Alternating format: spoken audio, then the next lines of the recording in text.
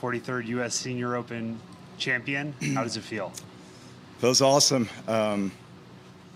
It's been a long time coming, but very, very happy. Never thought it would happen at a U.S. Senior Open, but I'm very thrilled that, the record of 46 wins happened this week. It's certainly one of the greatest tournaments we ever compete in, and to beat this field where everybody was here, especially Stricker and Kelly on their home grounds, is a very special feeling.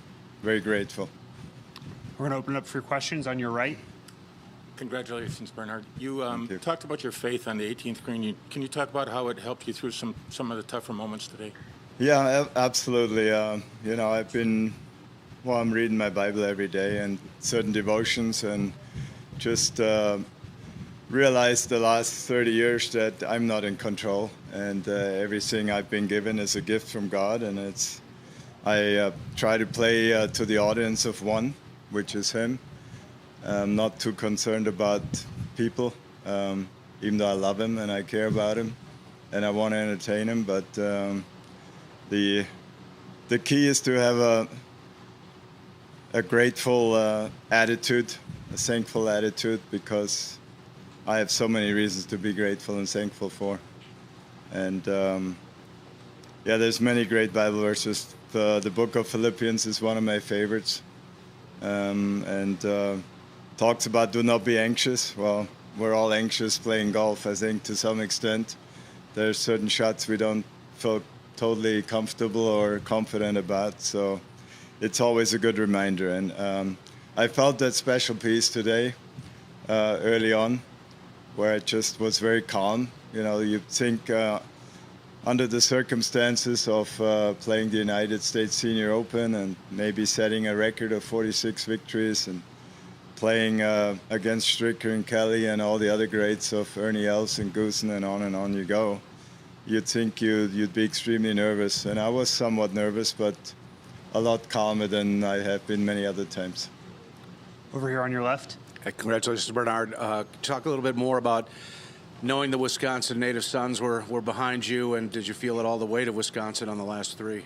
Well, I knew it was going to be a tough day just because Steve Stricker, has been in top form. He's winning basically every time he tees up, or he's thereabouts. And I knew he would want to have his streak going of 3 majors in a row.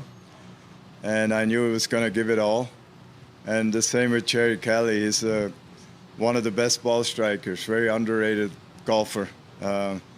And I knew he would do well because he is one of the straightest hitters, and that was the key this week, I think, was hitting the fairways. If you could keep it out of the cabbage, you had a chance. And I think that's one of the reasons I did so well. I didn't hit it in the rough very often, and took many 3-woods off the tees at times, but then I had to hit 3-wood into the green or a very long club. But I'd rather do that than hit driver and wedge it out from the rough. So it was not easy, and my age probably showed up towards the end. I lost concentration a little bit there, and finished with 3 bogeys. Well, I mean, the last hole was a bogey on purpose almost.